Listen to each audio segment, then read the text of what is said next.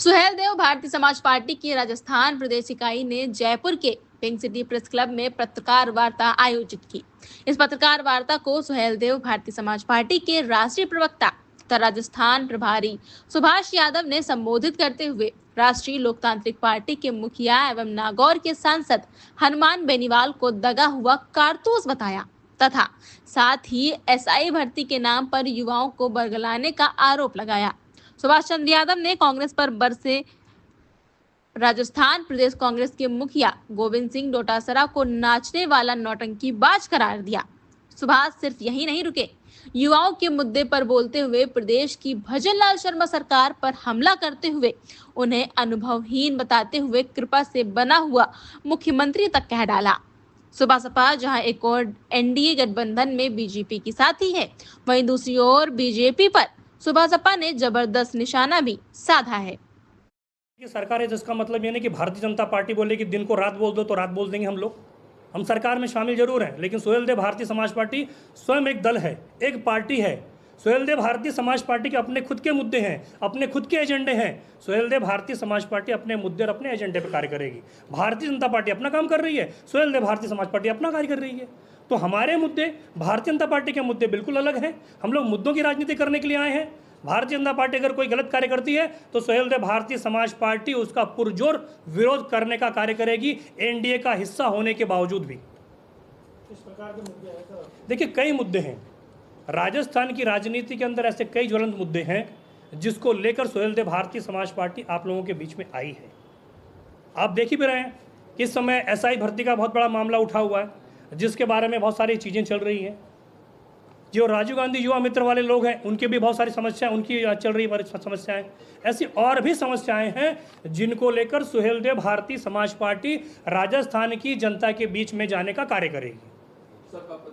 देखिए, सड़कों पर उतरने का हम बहुत जल्दी करने वाले हैं। संगठन की रूपरेखा हमारी चल रही है। धीरे धीरे संगठन थोड़ा सा और विस्तृत रूप धारण कर ले तो आने वाले समय के अंदर सुहेलदेव भारतीय समाज पार्टी आपको सड़कों पर भी देखने को मिलेगी। इधर चले आए, बड़ा अच्छा रहेगा। और बहुत ही अच्छा सवाल है ये। भजनलाल सरकार, मुझे बोलना नहीं चाहिए लेकिन फिर मैं बोल रहा हूँ क्योंकि हम एनडीए का हिस्सा, पर इसका मतलब ये नहीं कि भारतीय जनता पार्टी के हाँ में हाँ मिला लें। ये भजनलाल सरकार की अनुभवहीनता की कमी है। ये बताता है कि भजनलाल शर्मा मुख्यमंत्री के तौर पे अनुभवहीन नेता हैं।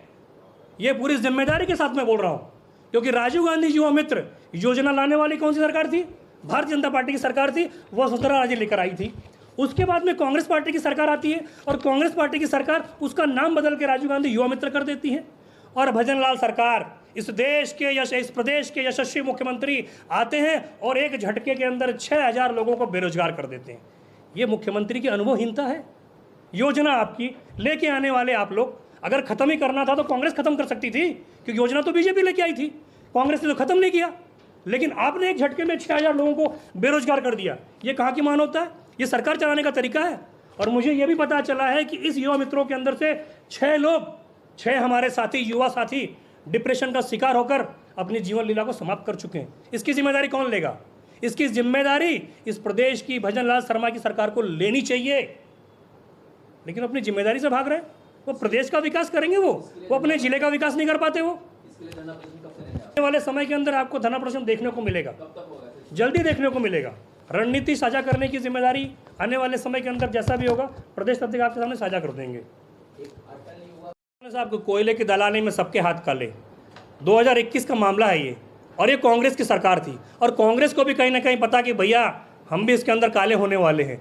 इसी वजह से कांग्रेस पार्टी के जितने भी बड़े बड़े नेता हैं, चाहे वो सचिन पायलट ले लीजिए, वो गोविंद सिंह डोटासरा, जब देखो तब जो गमछा हिला के नाचने का प्रयास करता है, उस बेवकूफ़ आदमी को नौटंकी में भर्ती हो जाना चाहिए था। अब क्यों नहीं गमछा लेके नाचने के लिए आ रहा है? अब आना चाहिए उसको मैदान के अंदर। तब उसका गमछा कहीं खो गया, वो नाचना भूल गया। अब लगता है किसी को नौटंकी को ज्वाइन करके वो नाचने की प्रैक्टिस करेगा, उसके बाद में नाचने आएगा। इन मुद्दों की बात कांग्रेस जो करना चाहिए कांग्रेस कर रही है, नहीं कर रही है, क्योंकि भर्ती प्रक्रिया 2021 की सरकार इनकी सांप सूंघ गया। इन बेवकूफ़ों को सांप सूंघ गया है। ये एक ही थैली के चट्टे बट्टे लोग हैं जो राजस्थान की जनता को सिर्फ और सिर्फ बेवकूफ़ बनाने का प्रयास करते हैं। कि अगर हमारी सरकार है यहाँ पे, हम लोग जाहिर सी बात है कि एनडीए का हिस्सा जरूर है और हम उत्तर प्रदेश की सरकार में शामिल भी हैं। राजस्थान की सरकार के अंदर हम लोग शामिल नहीं हैं। हमारा प्रयास है कि हमारी जो चीज़ें हैं और जो युवा लोगों की बातें हैं उस सरकार तक पहुँचाएँ। लेकिन मैंने फिर बोला ना कि हमारे प्रदेश की जो मुखिया हैं राजस्थान के ना, मैं फिर बोल रहा हूँ, पूरी जिम्मेदारी के साथ बोल रहा हूँ, उनके अंदर अनुभवहीनता है, उनके अंदर अनुभव की पूरी कमी है। वो एक कृपा पात्र मुख्यमंत्री हैं, सिर्फ और सिर्फ एक कृपा पात्र मुख्यमंत्री, जो किसी की कृपा से मुख्यमंत्री बने हुए हैं। जो व्यक्ति अपने जिले का विकास नहीं कर सकता, हम कुछ दिन पहले गए थे हम लोग अलवर जिले, भरतपुर जिले के अंदर, उनके पैतृक गांव से महज 8 किलोमीटर दूरी पर वैर विधानसभा के अंदर एक गांव पड़ता है, शेखपुरा गांव। उस गांव की स्थिति इतनी दयनीय है कि वहां पे सड़क के नाम पर खड्डे हैं सिर्फ और सिर्फ, और वहां के युवाओं का दुर्भाग्य देखिए, सड़क न होने की वजह से उस गांव के अंदर कोई भी भाई अपनी बहन नहीं देना चाहता, कोई भी बाप अपनी बेटी नहीं देना चाहता। 100 से 150 युवा ऐसे हैं जो शादी के अभाव में अपना इंतजार कर रहे हैं कि भैया सड़क बन जाए, हमारी शादी हो जाए। उनका भविष्य किसकी वजह से अंधकार में है? इस सरकार की वजह से अंधकार में है। तो भजनलाल शर्मा प्रदेश की चिंता बाद में करें, पहले अपने भरतपुर को तो सुधार लें। भरतपुर सुधर नहीं रहा, युवाओं को बेरोजगार कर रहे हैं और न जाने कौन कौन सी स्कीम लाने की बात कर रहे हैं। एसआई भर्ती का भी इसी प्रकार जिक्र चल रहा है। सरकार को उसके ऊपर भी तो बोलना चाहिए कि नहीं बोलना चाहिए? सरकार के मुंह में क्या दही जम गई है? सरकार बोल रही है एसआई भर्ती कब का प्रकरण है? मुझसे बेहतर आप लोग जानते होंगे, 2021 का प्रकरण है। कांग्रेस की सरकार थी, विपक्ष के मुंह में पूरी तरीके से दही जम गई है। आज जो हनुमान बेनीवाल शहीद पार्क में वो शहीद पथ पर बैठ के धरना प्रदर्शन कर रहे हैं, वो व्यक्ति एक दगा हुआ कारतूस है, एक दगा हुआ कारतूस जो अपनी राजनीति को जिंदा रखने के लिए, इन किन प्रकार से सुर्खियों में बने रहने के लिए इस प्रकार का प्रोपेगेंडा अपना रहा है। अगर उसको वास्तव में एसआई भर्ती से कोई दिक्कत थी तो 2021 के अंदर जब भर्ती प्रक्रिया हुई थी, उस समय अपने घर के अंदर वो दुबक कर क्यों बैठा हुआ था? उस समय उसे एसआई भर्ती की घोटालेबाजी की याद नहीं आई? और मैं आप ही लोगों से सवाल पूछता हूं, इस एसआई भर्ती के अंदर कई लोग ऐसे सेलेक्ट हुए होंगे, हो सकता है आपके पहचान के लोग हों, आपके दोस्तों के पहचान के लोग हों, रिश्तेदारों के पहचान के लोग हों, वो अपनी योग्यता से सेलेक्ट हुए हैं। अगर आप एक झटके में एसआई भर्ती को निरस्त करने की मांग कर रहे हैं, तो जो अपनी योग्यता से भर्ती हुए उनके सामने भी बेरोजगारी का संकट उत्पन्न होगा कि नहीं होगा? इस एसआई भर्ती प्रक्रिया में जो भी लिप्त हैं उसको संलिप्त करते हुए, उसको इंगित करते हुए उसके ऊपर आप कार्रवाई करिए ना। सुहेलदेव भारतीय समाज पार्टी एसआई भर्ती प्रक्रिया को निरस्त करने के पक्ष में बिल्कुल भी नहीं है। इसमें जो भी संलिप्त हैं, जो भी दोषी हैं, सरकार उन दोषियों को पकड़कर उनके ऊपर कड़ी से कड़ी कार्रवाई करे, ताकि इस प्रकार फर्जीवाड़ा करने वाले लोगों के मन में एक डर का माहौल व्याप्त रहे।